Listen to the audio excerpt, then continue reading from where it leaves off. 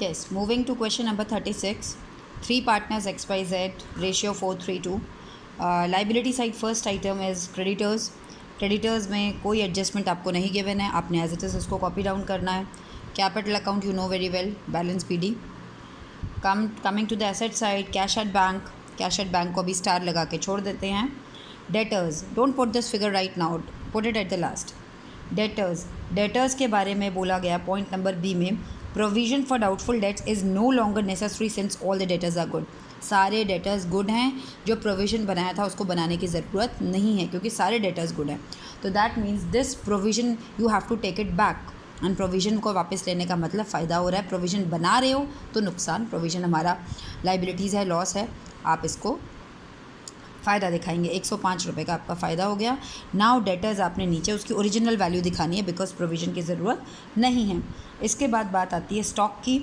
Stock हमें question में दिया हुआ है 4800 का और साफ साफ बोला है 20% अप्रिशिएट हो गया. 4800 को 20% 960. यहाँ पे वैल्यू कितनी हो गई है? 4800 प्लस 960 5760. प्लांट एंड मशीनरी के बारे में क्या बोला गया आपको? नथिंग, ऐसे ही लिख देंगे. लैंड एंड बिल्डिंग के बारे में बोला गया है कि land and building is to be appreciated by 10%, that means 1500, that is your profit and the revised value that means the new value has to be written down here. Then comes Y's loan. Y is retiring.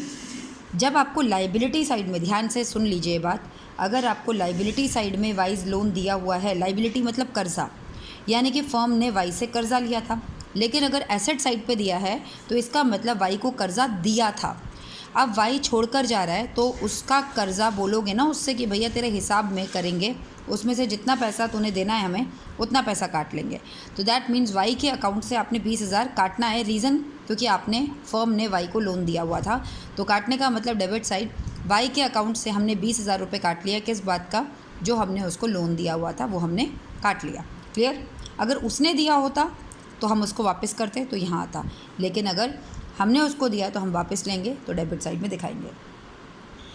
आ जाइए नीचे. अब land and building हो चुका, provision हो चुका, stock हो चुका. Point number D में मैं क्या बताने जा रही हूँ? Adjustment be made in the accounts to rectify a mistake. एक मिस्टेक हो गई थी, उसमें आप उस मिस्टेक में आपने क्या किया था? Y was credited in excess by 810 while X and Z were debited in excess by 420 and 390. X और जेड को आपने ज़्यादा डेबिट कर दिया था और वाई को आपने ज़्यादा क्रेडिट कर दिया था. आपको पता है अकाउंट्स में अगर अपनी मिस्टेक्स को रेक्टिफाई करना हो तो आपको उल्टा कर देना चाहिए. जिसको डेबिट कर दिया था गलती से उसको सही करने के लिए अब क्रेडिट कर दो, जिसको क्रेडिट कर दिया था गलती से उसको सही करने के लिए अब डेबिट कर दो. तो आपने एक्स एंड जेड को पहले क्या कर दिया था? डेबिट कर दिया था. तो अब इन दोनों को क्या कर दीजिए? क्रेडिट कर दीजिए. 420 से एक्स को और 390 से जेड को. वाई को पहले क्रेडिट कर दिया था तो अब वाई को डेबिट कर दीजिए 420 और 390 से. एक्स और जेड के अकाउंट में लिखेंगे वाई को आपने जो डेबिट किया है, क्यों? क्योंकि 420 रुपये वो वापस कर रहा है एक्स को, 390 वापस कर रहा है जेड को. ओके. गुडविल के बारे में मैं इस पर ज़्यादा डिस्कस नहीं कर रही हूँ. सेम सब में सेम पॉइंट है. गुडविल 5400 है. 3/9 उसका शेयर है. 1800 उसका शेयर निकल के आता है. उस शेयर को दोनों पार्टनर्स गेनिंग पार्टनर्स देंगे गेनिंग रेशो में. गेनिंग रेशो निकालने का formula new minus old. Gaining ratio निकली 2:1. 1800 रुपये को 2:1 में एक्स और जेड इन दोनों इसको देंगे, यानी कि 1200 and 600. 2/3 and 1/3. Fine. 2/3 and 1/3. 1200 and 600. X के अकाउंट से 1200 ले लेंगे, जेड के अकाउंट से 600 ले लेंगे और ये पैसा किसको दे देंगे? आउट गोइंग यानी कि रिटायरिंग पार्टनर को. 1200 रुपये कौन देगा? एक्स देगा. 600 रुपये कौन देगा? जेड देगा. जब आप वाई में अमाउंट डालते हैं तो एक्स जेड लिखेंगे, एक्स जेड में अमाउंट डालेंगे तो आप वाई लिखेंगे. गुडविल का भी पॉइंट हो गया. सारा पॉइंट करने के बाद सबसे पहले आप रिवैल्यूएशन अकाउंट क्लोज करेंगे, उसके प्रॉफिट लॉस को ट्रांसफ़र करेंगे. पॉइंट नंबर एफ में लिखा है it was decided by X and Z to settle Y's account immediately. Y के अकाउंट का सेटलमेंट उसी टाइम हो जाना चाहिए जिस टाइम वो रिटायर हो रहा है. चलिए एक्स का बैलेंस निकालते हैं. Total minus this balance CD.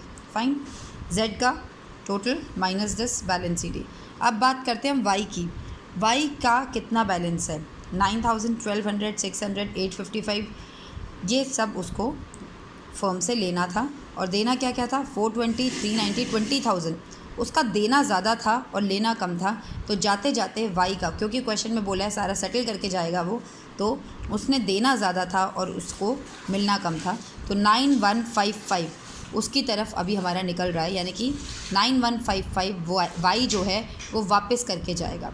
उसको रिटायरमेंट के टाइम पे कुछ मिल नहीं रहा है, उल्टा उसका अकाउंट डेबिट में है, उसका अकाउंट नेगेटिव है। तो जो डिफरेंस आएगा 9155 वो आप उससे कहेंगे वाई हमें पैसा दे के जाओ।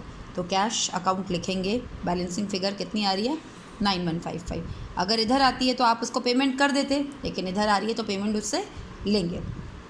ये स्टार जो मैंने बैंक पे लगवाया था 3300 आपके पास पहले से थे, जाते जाते वाई का हिसाब बना था, वो वापस करके गया 9155। तो अब आप बैंक में इसका टोटल जो भी आएगा वो लिखेंगे। बाकी all items are same, all other things are same like other questions, total will be same. This is the question, you can do I think. Okay,